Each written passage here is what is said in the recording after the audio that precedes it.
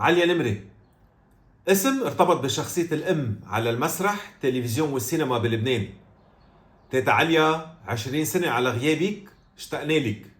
بين شباط 2005 وشباط 2025 كتار الاشياء يلي صاروا بلبنان وبالوسط الفني.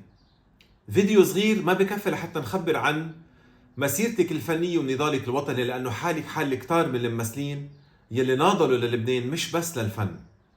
نضالكم محفور بالقلب وعطول بالبال.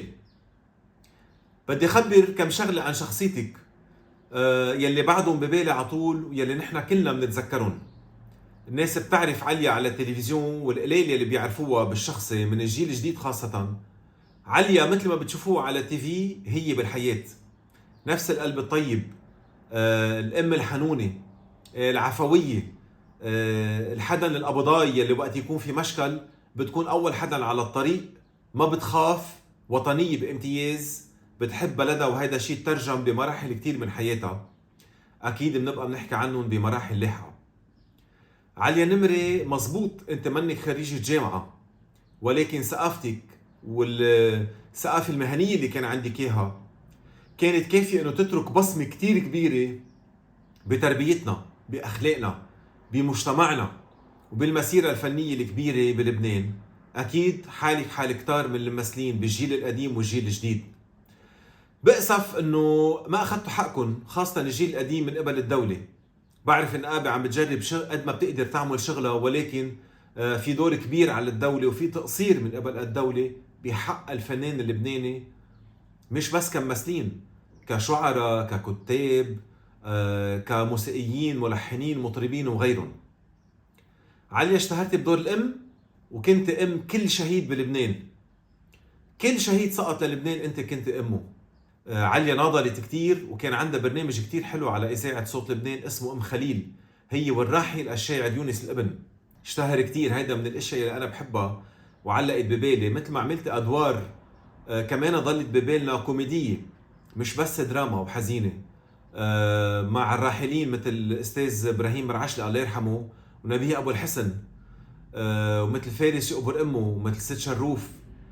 شخصيات بعدها محفورة بقلوبنا وبعقلنا.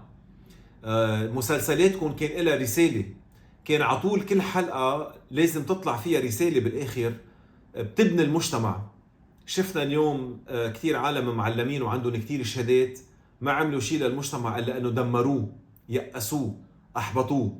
بالوقت يلي جيلكم يلي ما كان عنده شهادة جمعية عطيتونا الأمل، عطيتونا القوة، عطيتونا الثقة، عطيتونا حب الوطن.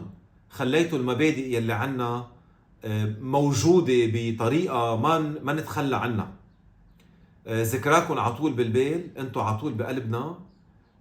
شو ما حكينا بضل قليل عنكم.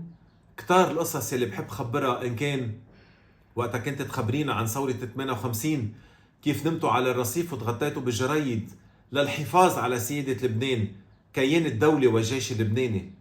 إن كان على الحزن يلي كان عندك بال67 وقتها خسرنا كعرب حرب الست أيام ضد الكيان الصهيوني. إن كان نضالك ب73 وقتها مثلت كلنا فدائيون تحت تقول للعالم إنه القضية الفلسطينية العادلة بتحرير فلسطين هي داخل فلسطين. بمواقفك الوطنية بال75 وقتها اضطهدتي وتحاربتي لأنك قررتي إنه تكوني مع الدولة والجيش اللبناني ضد التجاوزات اللي عملوها منظمة التحرير الفلسطينية. مواقف ما بتنتسى.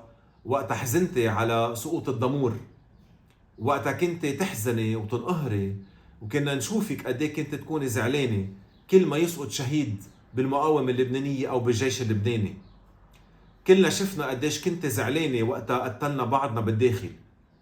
بس الحلو يلي بيميز عليا نمري هو انه مع كل هذا الزعل ما كان في يأس، كان في عطول محاولة لحتى نقدر نعمل بكرة أحلى، لحتى نقدر عطول نعمل بكرة أفضل، نتعلم من الغلط تبعنا.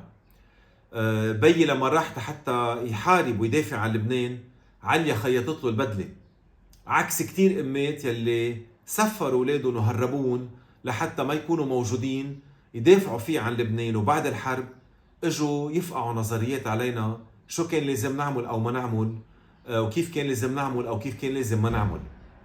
عليا نمري زوجته لشرنو جدي كمان يلي قريبا ان شاء الله رح نعمل فيديو عنه. انتوا اثنين قدمتوا للوسط الفني للمسرح وللتلفزيون كتير، واكيد بدون ما نقلل من عطاء رفقاتكم الممثلين بهديك الفترة، انتوا قدمتوا كتير للبنان، واكيد الجيل الجديد بياخد حياتكم كمثال له، واكيد عم يعمل لوطنه ولفنه، واكيد الوضع تحسن عن قبل وبتمنى يتحسن اكثر.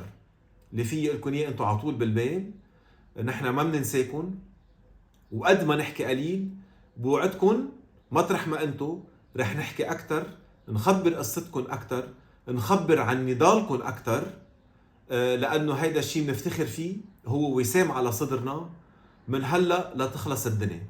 بحبكن وعطول بالبال وبصلواتنا، ولو ما منكن نحن منا هون اليوم وما عم نقدر نتأمل انه يكون بكرة احلى.